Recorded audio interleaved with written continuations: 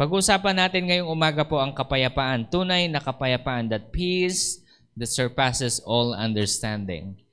Every person, every believer needs to be inside the presence of God in order for us to fully understand the peace that surpasses all understanding. Let's open up our Bible in John chapter 14. Verse 27. Ang lahat ng mga Bible, magsabi ng Amen. Ayan, dala tayo ng physical Bible, no? Nagpre-prepare lang po tayo. Ulit-ulitin ko sa inyo yan.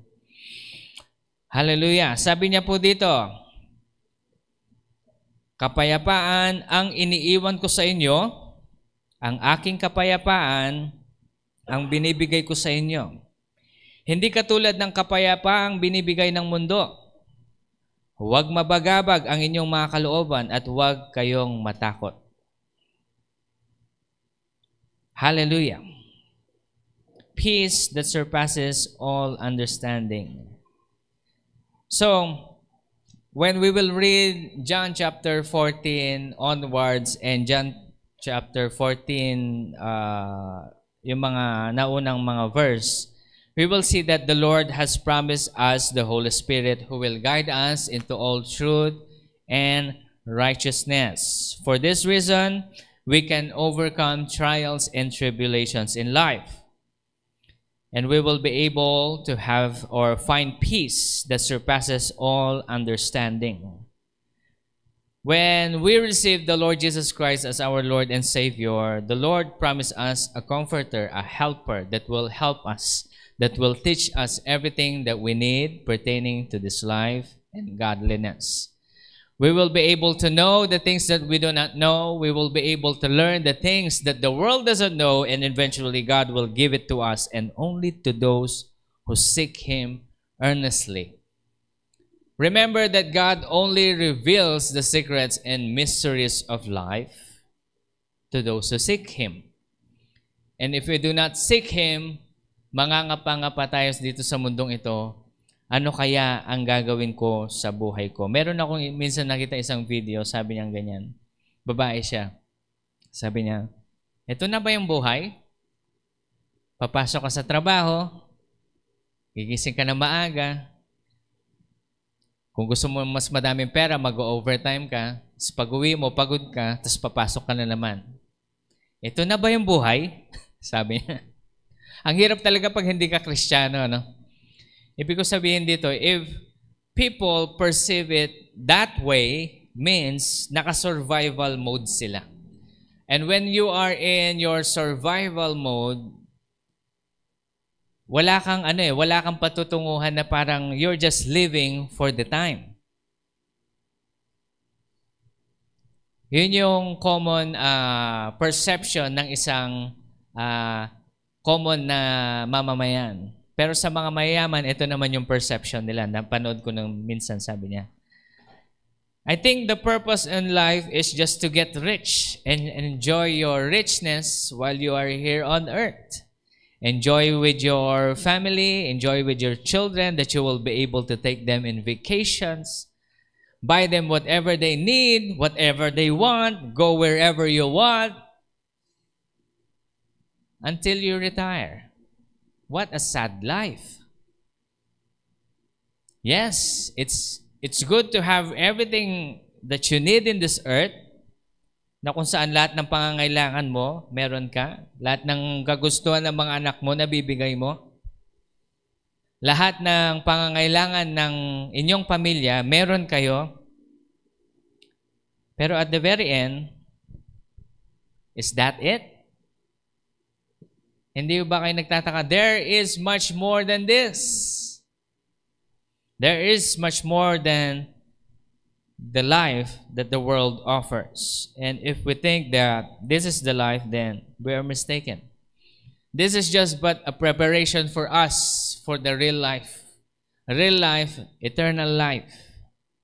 And God is testing us in this life whether if we can take something that is for eternity. Kasi ang eternal life, it's not just for everyone. It's for those who knows the voice of the Lord. Kasi ang sabi ng Panginoon, ang mga tupa ko, kilala nila ang aking boses. Pag tatawagin ko sila, sila'y lalapit.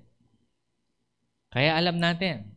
Alam niyo po, sa mga lugar na kung saan talagang walang place ang gospel as such as the Middle East, sabihin na natin Iraq, Afghanistan, itong mga lugar na ito, walang chance na pwede makapasok ang isang Kristiyano at share ng gospel. Alam niyo po kung sino ang nag-share ng gospel sa, sabihin na natin sa Iran. Kasi sa Iran, mostly Muslims. Sa Iran. Sino nag-share ng gospel sa Iran? Kilala niyo po siya. Si Jesus mismo. How, Pastor? In their dreams, they are meeting Jesus. And they are accepting Jesus as their Lord and Savior in their dreams. Yes. Kaya mainam na ang bawat isa sa atin, alam natin yung ating kanya-kanyang panawagan para tayo ay magpapatuloy. Kasi alam niyo po, like ko po sinasabi sa inyo, yung panawagan natin konektado doon sa prosperity na hinahanap natin sa buhay. Yung ating tinatawag na breakthrough is actually residing inside of us that needs to come out. When you are sick, you do not ask the Lord, Lord, heal me, like you're begging God. Kasi the more we are conscious about Jesus in us, the more we receive His promises. And if we are conscious about this world more than we are conscious about His Word, then that's on us. Kaya nga po, ang bawat isa sa atin, we must have an intimate relationship with the Lord. And if we do, we will have that peace that surpasses all understanding. That even though we face a lot of trials and tribulations in life, we could still say, blessed be the name of the Lord. Lahat na may problema, sabihin nyo ngayon, 1, 2, 3, go. Blessed be the name of the Lord. He gives and takes away. Blessed be the name of the Lord. In spite of all of these things, good result or bad result, pwede pa rin natin sabihin ang mga bagay na ito sa Panginoon. Alam ko po na buburyo na kayo sa kauulit-ulit ko nito. Pero alam niyo po, hanggat hindi ito lumilitaw sa ating pagkatao, hindi ko kayo titigilan. Kasi ito po yung laging sinasabi ng Panginoon sa akin na even I, alam niyo po, we all face different problems in life. And the more we face problems in life, God is looking at us. Tingnan ko nga kung sasabihin niyang, blessed be the name of the Lord, in spite of all the trials and tribulations in life.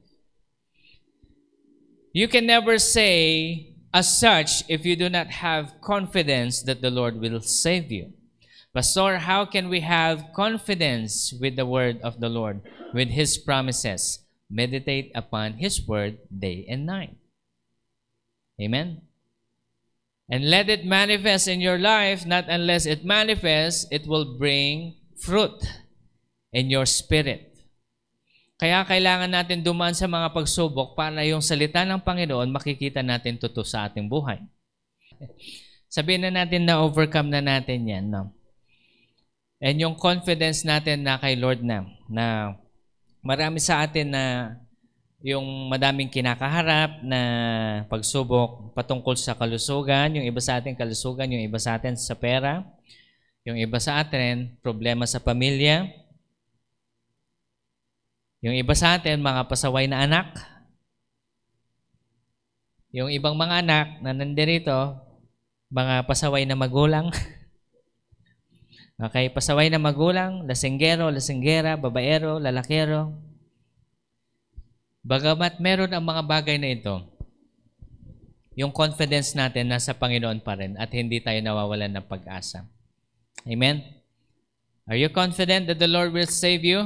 Alam niyo po, dapat nalampasan na natin to. Ito yung tinatawag ng Panginoon na peace that surpasses all understanding. Sabihin na natin ngayon na na-overcome na natin itong lahat. Ngunit ito po yung fact na kailangan natin maintindihan. No? Kung hindi ka kayang hadlangin ng dyablo sa mga kahirapan sa buhay, sasakalin ka niya sa pagkagambala. Anong ibig sabihin nito, Pastor? Let me say it in English, baka mas maintindihan niya.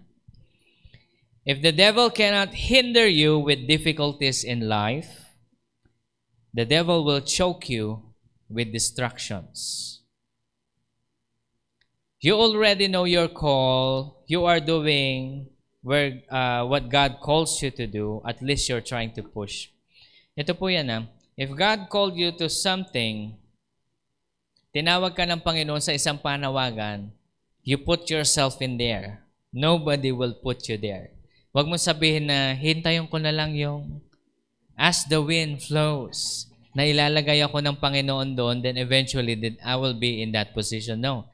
You place yourself in the position where you are called to do His will. Amen? So isang positioning, alam niyo po nung ako ay tinawag na magpastor, at sabi ng Panginoon sa akin na mag-aral ka muna. That's positioning. I want to position myself na, sige, didikitan ko na yung pastor ng church namin before and I will present myself. Actually, yun din yun. Isa rin yun. Pero sabi ng Panginoon sa akin, mag-aral ka muna kasi kung anong tuturo mo. You don't know the word, at least during that time. Okay? So when I position myself, eventually, the Lord destined a certain moment in time for me to be in this place. No? Hindi ako yung hinihintay ko na lang na tawagin ako na magpapastor ako. Hindi. I put myself there because I know God called me there. I know God called me and I'm sick. That's why I am here. Amen? Like kung sinasabi sa inyo, kapag hindi ako tinawag magpastor sa AMSIC, wala ako dito ngayon. Nasaan ka, pastor? Pag nasa Pilipinas ako, ang favorite kong city sa Dumaguete City. Okay? I love it there. Ang ganda ng lugar. Sabi ko, Lord, ba't di mo ako tawagin magpastor dito? Hindi ako tinawag ni Lord doon. Handa na ako mag-aral ng kanilang vernacular. Aaralin ko lahat. Pero hindi ako tinawag doon. I want to go to Singapore or other places. I have opportunities and all. But the Lord, no. Doon ka sa liblib ng AMSIC. Sige, kaya nandito ako. Andito tayo. Amen? Because we position ourselves where God called us. And when you do position yourselves and where God calls you, God blesses you to where you are called to. Amen? Pero pastor, ba't mas nabibless yung mga ibang taong tinawag sa mas malalaking lugar? Itong isang example. No? Ako tinawag ako dito. I wanted to minister outside the country because I don't want to minister to Filipinos. Kasi alam ko mga Filipinos, makukulit. Mapasaway. Meron akong isang gusto kong puntahan kasi alam ko madali, pero sabi ng Panginoon sa akin, hindi kita tinawag doon, huwag ka mag-stay doon. I did not stay. So, when I position myself here, the Lord blesses me here in accordance to what I need in this ministry. Okay? Now, pero sasabihin ng iba, bakit yung iba, pastor, mas tinawag sila sa ibang lugar? Parang isang kaibigan ko. He wanted to minister in the Philippines. Ayaw niyang umalis ng Philippines. Pero sinabi ng Panginoon sa kanya, go with your father. Punta ka ng Singapore. Tapos sabi ni Lord sa kanya, kumuha ka ng citizenship. Ayun, ayaw nagmimilitary. Pinapasok siya ni Lord sa military. Natapos niya yung military, naging citizen siya, nagpapalit siya ng citizen sa Singapore. Easy peasy. Kasi the Lord called him there. Ngayon, meron siyang ministry doon, nagpapastor na rin. Doon na rin siya nag-asawa. Lahat-lahat. God is blessing him there because God called him there. Kaya ang tanong niyo sa bawat isa sa atin, saan ka ba tinawag ng Panginoon? At andun ka ba doon sa panawagan mo? Amen? And when you are already there, o sabihin na natin, you are in the journey of going to where you are called to do. If the devil cannot hinder you with problems, sickness, pera, problema, etc., alam niyo ang gagawin ng kaaway? He will give you distractions. Distractions. Anong distractions, Pastor? May mangyayari ba? Hindi. Ito yung distractions na ito, alam na alam niyo yan kasi lahat tayo ginagawa natin ito. Okay? Alam niyo in the ancient Roman, o hindi lang sa Roman times, sabihin na natin, ancient times, the devil uses the government or the rulers of the land to create distractions in the land such as entertainment. Sabihin natin entertainment. Sinong nanonood sa inyo ng mga movies? Diba? Movies, palabas, Hollywood. O hindi man tayo ma-Hollywood. TV na lang. GMA, ABS-CBN, free advertisement sila. Okay? O ano pa? Yung iba sa atin, K-pop, yung usong-uso sa mga kabataan,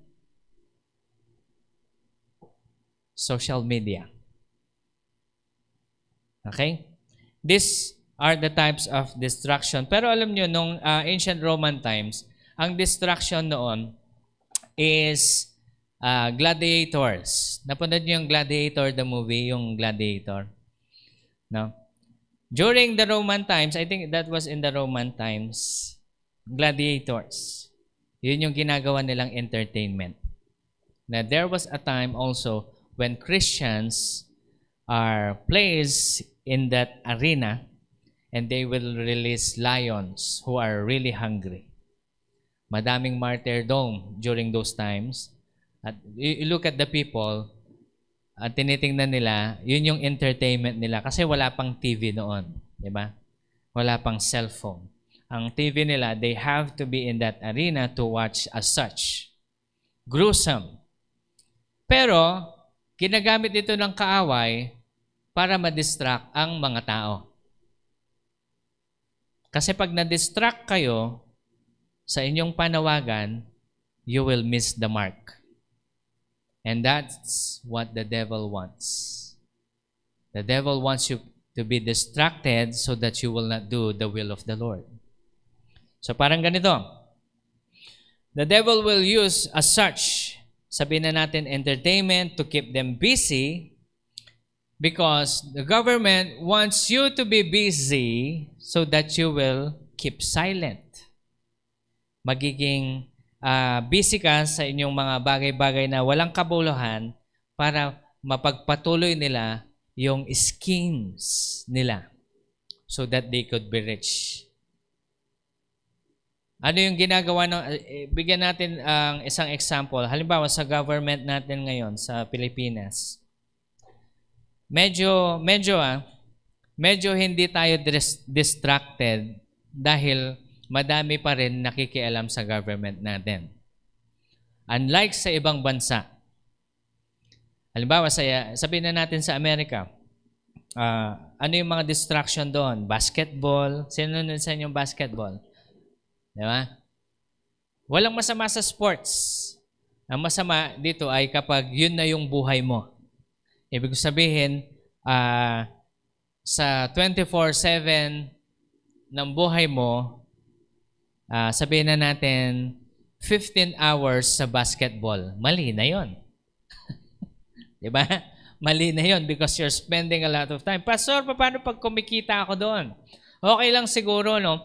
Kapag kumikita ka, baka naman yung pagkita mo is patungkol sa, ano man tawag doon? Sugal. Okay? Yung kung sinong mananalo at sinong hindi. Hindi pa rin maganda, hindi pa rin mainam. Kasi alam niyo po, gusto ko pong makita ng bawat isa, nakasulat sa Psalms 37 verse 7. Sabi niya dito, do not fret or whine or agonize because of him who prospers in his way, because the man who carries out wicked schemes. This type of people, such as the people right now in the government, are scheming. They are scheming the people of the Philippines. Ano yung mga advertisement nila palagi kapag nagkakampanya sila? They always emphasize para sa mahirap. Anong ginagawa ng government natin ngayon? It's okay to help. It's okay to help the poor. But if you're going to help the poor to keep them from being rich, bibigay mo sila ayuda para hindi na sila matuto magtrabaho. Kaya ang bawat isa po sa atin, dapat maging wise din tayo. No? Let us be wise. Because when the Lord called you, you have a specific calling that you should do in life. And while you're doing that specific call, that is going to give you the prosperity that God has designed for each one of us. Okay? So, kapag ikaw ay na-distract, because ngayon madaming distraction, di ba? Kaya nyo bang umupo sa kwarto nyo ng 30 minutes na walang ginagawa? Di ba? 5 minutes pa lang, asan na yung phone ko? Scroll. Tama? Distraction. We do not know how to wait. Alam niyo po saan ako natutong mag-wait? Sa MRT. Habang nag-aaral ako sa Maynila. Gising ako ng umaga. Pila yun. Alam niyo sa labas ng EDSA pa yun? Punta sa North. Kasi doon ako sumasakay eh. Bababa akong Buendia. Sakay ko doon talagang, traffic. Traffic ka na nga sa daan. Traffic ka pa paakyat. Pagdating sa loob, sikip. No? Sabi ng mga tao, tama na po, wag na po kayong papasok. Para na tayong sardinas dito. Sabi ng mga nasa labas, pwede pa yan. Wala pa nga tayong sabaw eh. Mga Pilipino lang. May problema na, magpapatawa pa. Wala pa daw sabaw, kaya pwede pang pumasok. Anyway, as such, because if we do not learn how to wait, we cannot wait for the timing of God. Pero ano yung ginagawa ng kaaway ngayon? He's keeping us all distracted with many things. Distracted tayo sa nangyayari sa government natin. Distracted tayo sa mga celebrity sinusundan natin. Distracted tayo saan? Sa ating mga kanya-kanyang bahay na kung saan pati yung issue ng ibang tao pinapanood natin. Alam niyo po ang number 1 top viewed social niche in the Philippines. In the Philippines, hindi mukbang. Okay, mas lalong hindi preaching. Alam nyo, hindi rin celebrity. Alam nyo ang number 1? Issue. Chismis. Totoo ito, hindi ako nagbibiro. Yung chismis. Kaya yung mga yung mga noong mga naunang mga nagvo-vlog na mga chismisan, totoo pa. Ngayon, ano na lang, content na lang. Meron nga ako nakitang isa, sabi niya ngayon, "Oy, mag-follow na kayo sa akin," sabi niya. Kasi ayoko na magtrabaho. Trabaho ka, gigising ka ng umaga, nakakapagod. Pag nag-follow kayo sa akin, bibigyan ko kayo mga content nakakatawa. Halimbawa, sabi niya, mag-aaway kami nitong isang sikat na vlogger na ito. Hindi nyo alam, nag-usap na kami beforehand, sabi niya. Kunyari, gagawa kami ng issue. Mga ilang content din yon. Sabihin na natin, mga 5 episode na. Tapos sa pang-6 na episode, magbabati kami. O manonood kayo niyan. It's all fake. Pero ito naman tayo, consume ng consume. Everything is, I'm just waking you up. Because these things are really happening. Nothing is real right now. Wala nang totoo. Kaya kapag tinitingnan mo yung mga videos ngayon, wala nang authentic dahil makikita mo na lang ay puro AI. Kaya mag-iingat po tayo. Bakit ko po sinasabi sa inyo ito? Kasi kapag na-distract kayo, hindi nyo gagawin yung panawagan nyo sa Panginoon. At habang tumatanda tayo, wala tayong natatapos para sa kaharian ng Diyos. At yun yung gusto ng demonyo. At sa tuwing tayo ay mag-aaksaya ng oras sa kaka-scroll sa ating cellphone, tandaan ho natin, wala kayong ibang pwedeng sisihin kapag kayo, sabihin na natin in 5 years time, yung ugali nyo is scroll pa rin kayo ng scroll. In 5 years time, sasabihin ko po sa inyo, wala kayong ibang sisisihin sa kahirapan nyo kundi ang sarili ninyo. Amen? Huwag nyo sasabihin na, hindi kasi ako mahal ni Lord, hindi niya sinagot yung panalangin ko. Ano ba yung pinalangin mo? Nanalangin ka ng 3 minuto. Lord, bless me. In Jesus' name, amen. Tapos balik sa scroll. Scroll. Scroll. No. Do not blame God or anyone. If you are poor, blame yourself. Because having too much consumption of entertainment is in this modern time is dangerous. Listen to me now. It is not ungodly to be entertained. It is not ungodly. Kahit si Jesus nga nag-a-attend ng party. Tama? Saan niya ginawa yung first miracle niya? Sa isang wedding. Okay? At kapag sila ay nag-party, 3 days. Okay? Doon pa sila matutulog kung saan yung partihan kasi ganun yung party noon, no? Ibig sabihin, it's not ungodly to be entertained, but it will be ungodly if the spirit of gluttony is invited. Anong ibig mo sabihin, Pastor, if spirit of gluttony is invited? Alam niyo po yung spirito ng gluttony, ito yung hindi lang sa pagkain, yung parang sakim ka na masyado. Yung consume ka ng consume kahit hindi mo na kailangan. No? Merong mga oras na pagod na tayo sa trabaho at kailangan po natin ng mag-relax ng konti.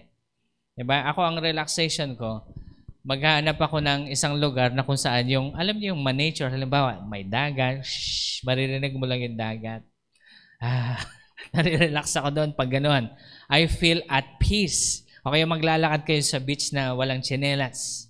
That is my part of relaxation. Pero ayoko yung madaming tao, no? Kasi pag madaming tao, parang bumalik din ako ulit sa trabaho, kaya as much as possible, gusto ko yung kakaunting tao lang. O kaya pupunta ako sa, dito sa Clark, yung sa Quadrangle. Uupo lang ako doon.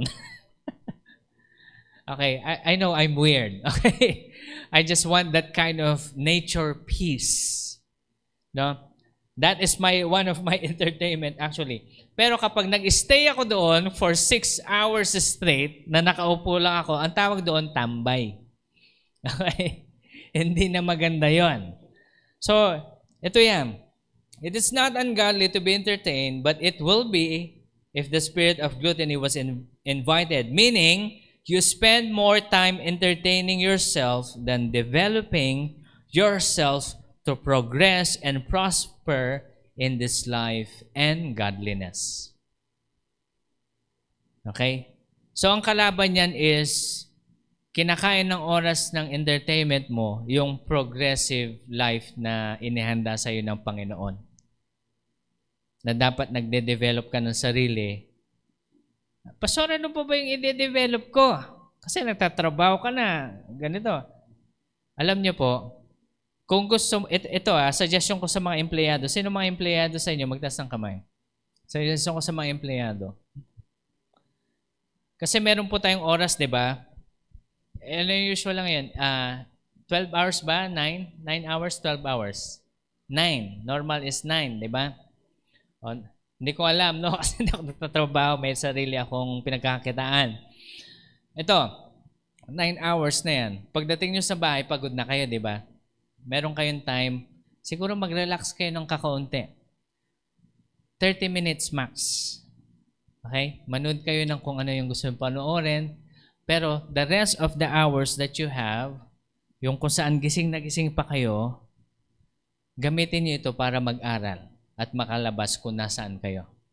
Anong ibig mo sabihin, Pastor? Mag-aral kayo how to progress in life, how to earn passively. Okay? Nag-aaral ba kayo? O pagdating sa bahay, Pastor, pagod na ako eh. Ngayon, pag ang ugali natin, Pastor, pagod na ako eh. Tutulog ko na lang ito. Wala na akong kailangan, hindi ko na kailangan i-develop ang sarili ko. Remember, kapag empleyado kayo, dapat ang dine-develop nyo yung sarili nyo kasi you're selling your skill. If your skill will be stagnant at andun lang kayo, walang may gusto sa inyo. And remember, itong gusto kong tandaan ng bawat isa na empleyado ngayon, no? Mark this word, in 5 years' time, mawawala yung trabaho nyo. AI will take over. Ang bilis po ng AI ngayon, medyo actually natatakot ako sa AI dahil talagang kinakain niya lahat ng industry. It is eating every kind of work. Tanungin ko po ang bawat isa sa inyo. Do you think AI will be able to do what you're doing in your work? Pag magiging complacent tayo, di naman siguro, baka matagal pa yan, isa kayo sa mga maghihirap niyan pagdating ng 5 taon.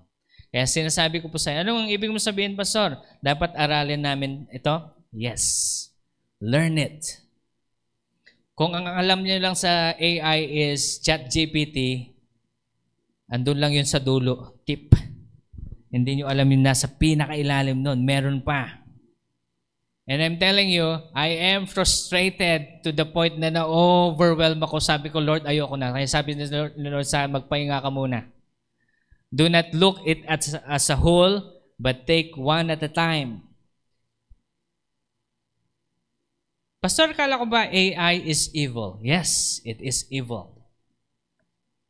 But there are years where we can use it para makapag-ipon. Imagine niyo ngayon gusto kong isipin yung mabuti, no? Hindi ko ina-advertise ang AI sa inyo, pero I want you to be wise. Kasi dito napapunta yung future. Imagine niyo nasa 16, 15, 18 years old, kumikita na sila ng million because they know how to use AI. Lo and behold, tayo, wala tayong ginagawa. Hinihintay pa rin natin kung ano yung mangyayari. No, do not wait. Use it while you can. Isa sa mga bagay ito na sinasabi ng yung wealth of the wicked will be passed on to the righteous.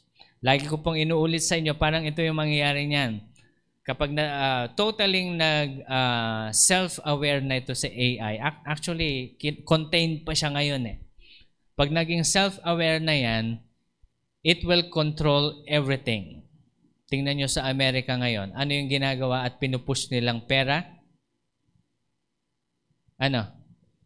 Digital money. Kasi kontrolado eh. Hindi na yung cash na ganon.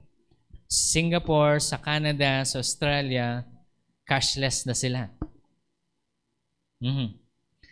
At sa Pilipinas, wala ba tayo? Okay, cash. Ang pinakamatindi nating digital GCash na minsan hindi pa gumagana. Okay? Praise the Lord. Actually, praise the Lord for that. Kasi malayo tayo sa kapahamakan. Pero imagine niyo, no? Kaya itong sasuggest ko po sa inyo, habang pwede pa yung pera ngayon, ito, alam ko masyado pa maaga, no? Habang pwede pa yung pera ngayon, matuto na tayo mag-ipon ng cash natin sa loob ng bahay. Tayo kayo ng vault, secret na vault or whatever. O kaya invest nyo into something, bili kayo ng lupa, magtayo kayo ng sariling farm, tayo kayo ng sariling, alam niyo yung, ano yung uso ngayon, yung hydroponic na mga taniman. Kasi darating pong araw, kapag ang lahat ng mga bagay na ito, mawawala na, hindi na tayo pwedeng makabili, hindi na tayo pwedeng magbenta. Anong gagawin natin, Pastor? Ang iniisip kasi ng iba, kapag dumating yung tribulation, darating na si Lord, kukunin na tayo. Paano pag naiwan tayo, no? Normal life will still run. Ibig sabihin, kapag may anak ka, you have to feed your children. Nai-gets niyo po yun? You still have to work. You still have to do something para makakain ang pamilya. Normal life will still happen. But you see, I'm not giving all of these things to keep us worried upon life, but I'm telling each one of us to be prepared. Summarize natin, no? Alam nyo na ho ba yung panawagan nyo? Sino nakakaalam? Magsabi ng amen. Oh, that's good. If you already know that, punta tayo sa pangalawa. Pangalawa, ang ibig sabihin pangalawa, na-overcome nyo na ba yung, sabihin na natin, may confidence na ba kayo na ililigtas kayo ng Panginoon sa problema nyo? Lahat na may confidence, magsabi ng amen. Are you sure, ha? O ngayon, may confidence na kayo, ang gagawin ng kaaway sa inyo yan, i-distract kayo. I-distract kayo sa entertainment. Mapapansin nyo, mag-i-scroll na lang kayo, mag-i-scroll, social media kayo, mag-social media, wala kayong ibang ginagawa sa buhay, kundi mag-scroll na mag-scroll. Okay? Either sa TikTok, Instagram, YouTube Shorts. Wala na tayong ibang ginawa. Pag na-distract kayo doon sa bagay na yon, hindi nyo magagawa yung pinagagawa sa inyo ni Lord. Magsasayang kayo ng oras. Pansinin nyo. Ito pansinin nyo mabuti. Alam ko, meron kayong kakilala. At least isa. Na nagre-reklamo sa buhay, bakit ang hirap ng buhay? Pero may pambili ng load, ng data. At pag uwi ng bahay, wala nang ginawa, kundi humiga at mag-scroll. At kapag ito ang magiging kaugalian natin, let me remind you, ito ang magiging kaugalian natin for the next 3 years, I'm telling you, you will become the poorest man or woman alive in this place.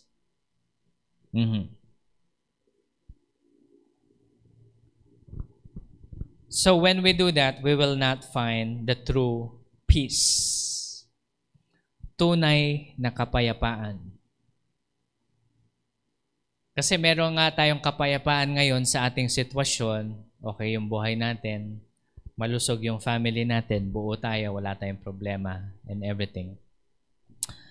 Pero kapag tayo naman ay distracted sa mga bagay-bagay na hindi naman dapat natin binibigyan ng pansin, ito ay maglalayo sa atin sa kalooban ng Panginoon. True peace, tunay na kapayapaan, this comes by spending time with God. For it is written, the Holy Spirit teaches us all things pertaining to life and godliness. Amen? So all things meaning everything in this life. Everything about godliness.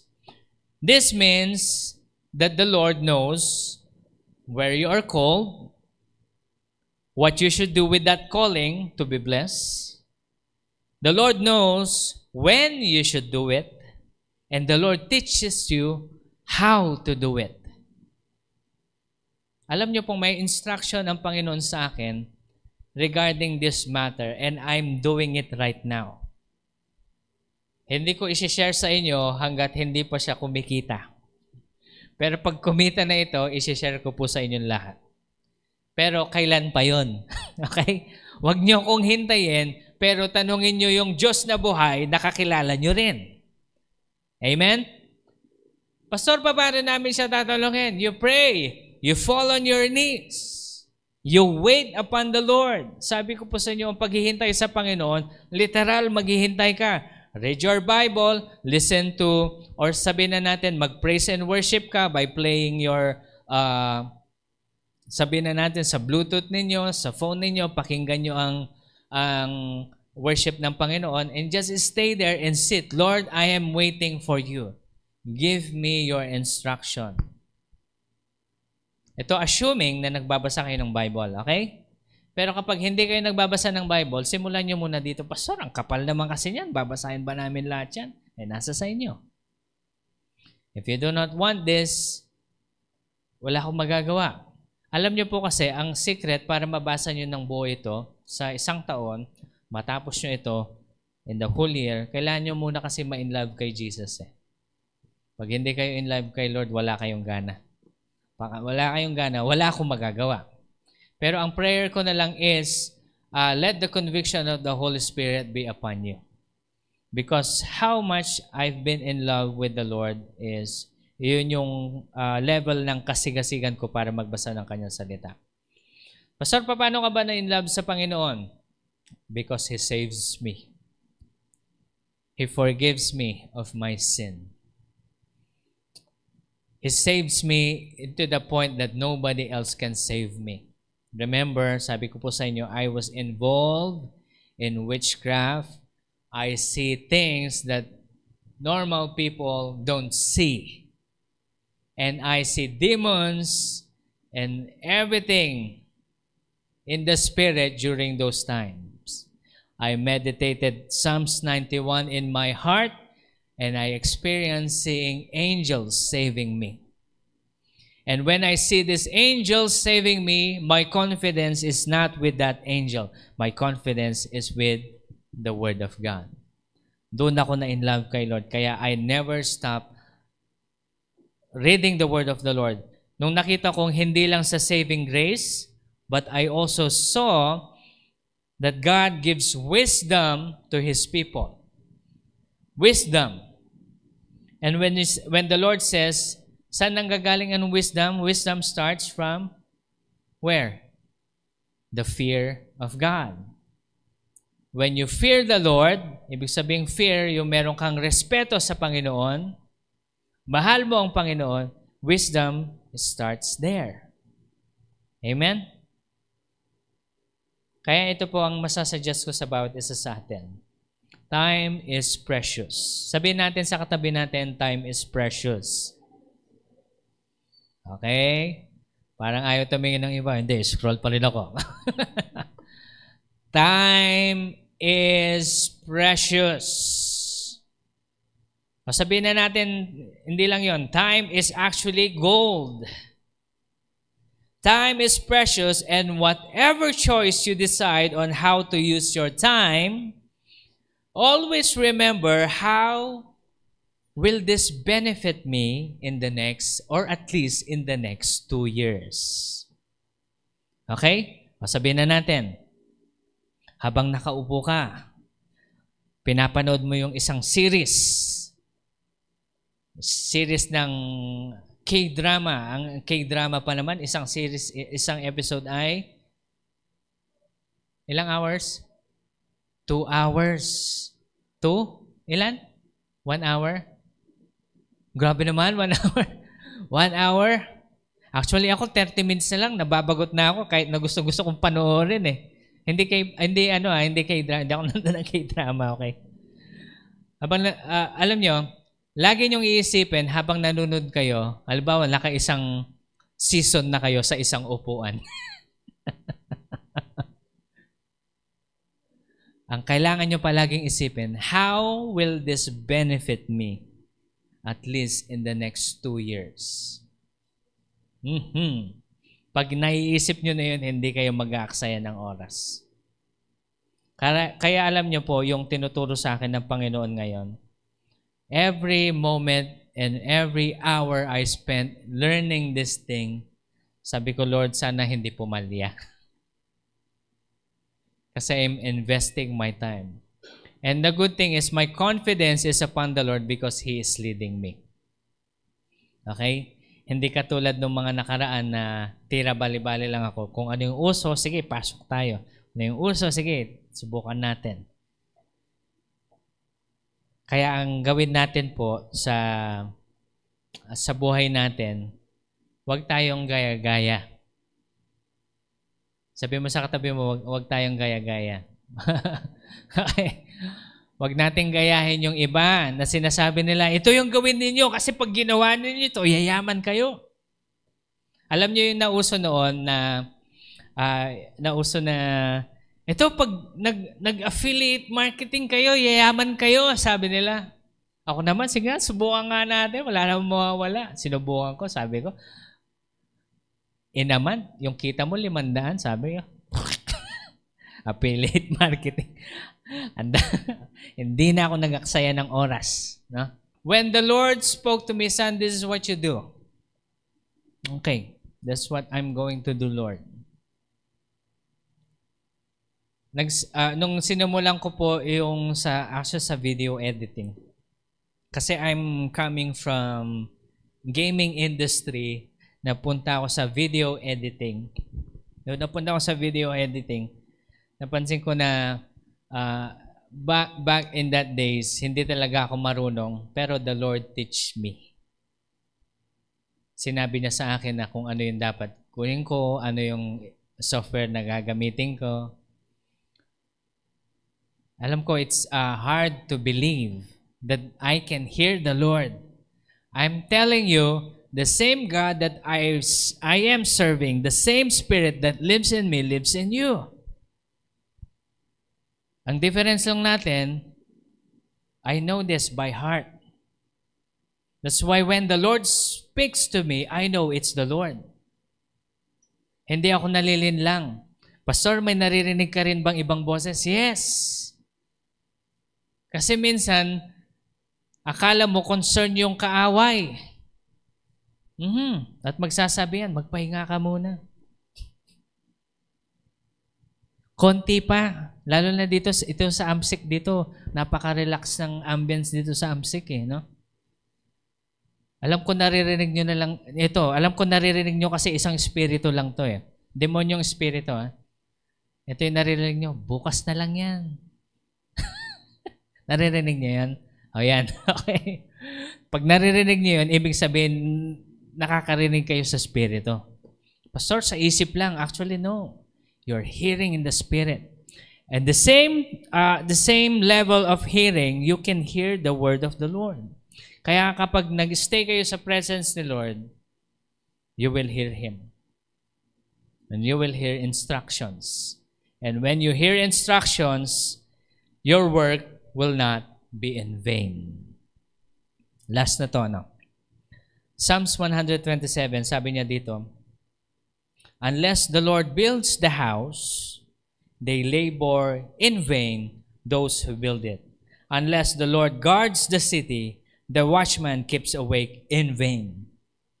It is in vain for you to rise early, to retire late, to eat the bread of anxious labors, for He gives blessings to His beloved, even in His sleep. Unless the Lord builds it, you will labor in vain. Unless the Lord calls you to do what you're supposed to do, magsasayang ka ng oras. Dito tayo mag-ending. Isang kwento bago tayo mag-ending. Alam nyo si Steve Jobs, nagpakasigasig siya sa technology. Inalam niya lahat, ideas, he created, he lead the company into success.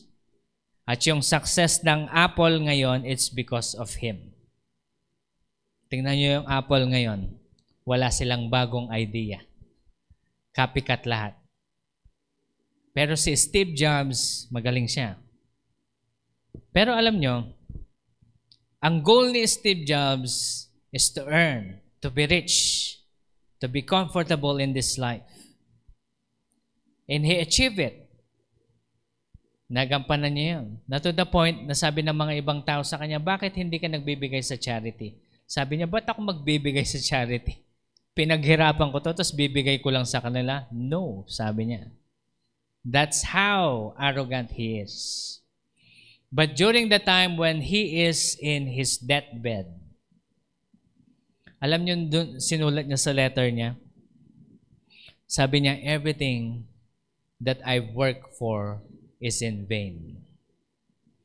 walang kabuluhan. Dahil ang kayamanan na ito, sabi niya, hindi ko madadala kung saan man ako pupunta. Na kahit na anong yaman ko, hindi ko mabili ang kalusugan ko. Kita niya yan? Hindi ko mabili yung kalusugan ko. Sabi niya dun sa letter, translation na lang to, napagtanto ko na meron palang higher powers. He's talking about God. There is a God amongst us.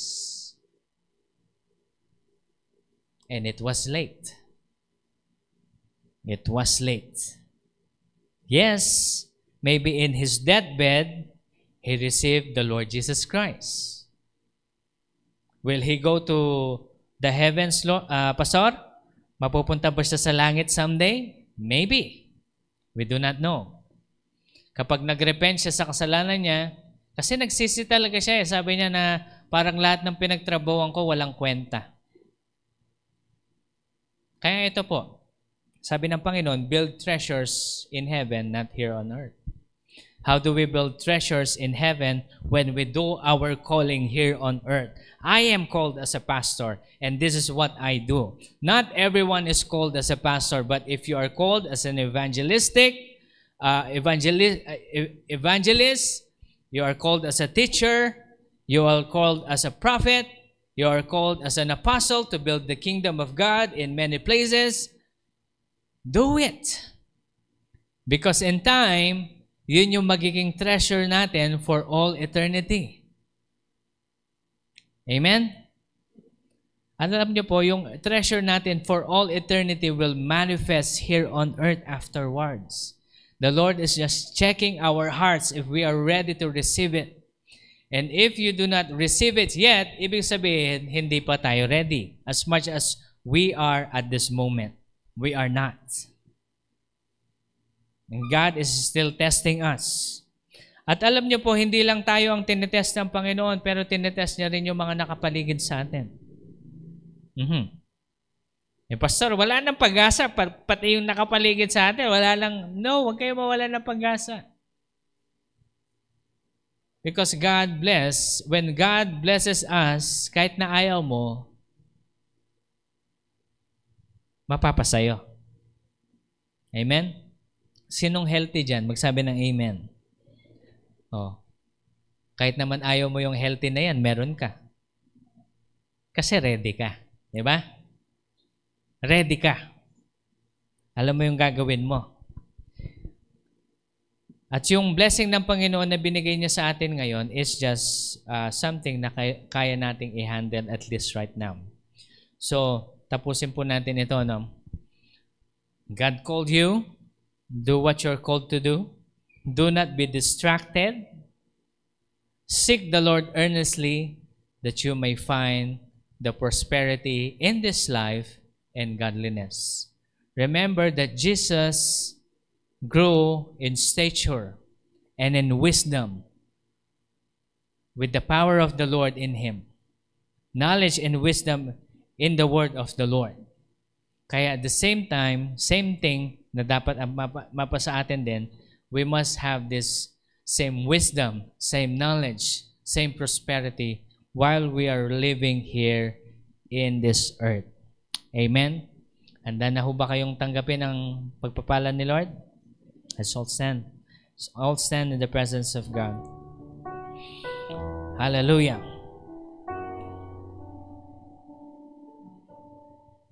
You see,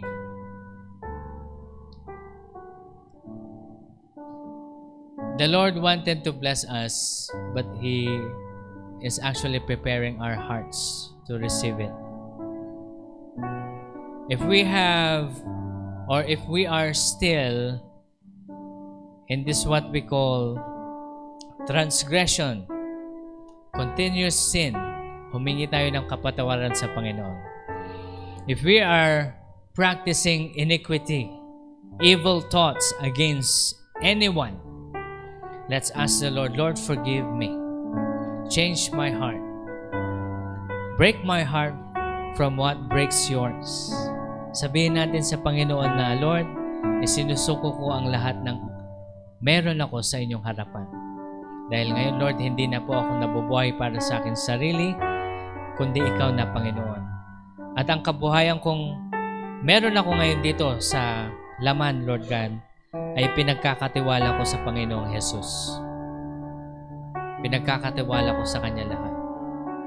Kaya ngayong araw, Panginoon, Lord, marami pong salamat na ikaw po ang nagpapalo sa amin lahat. Dalangin na lang po namin, Lord, tulungan mo po kaming disiplinahin ang aming sarili. At maging ang araw na ito ay maging wake-up call sa amin, Lord, that we will not waste our time. But Lord, we will try to learn new things, to progress in this life, so that we may prosper and we may see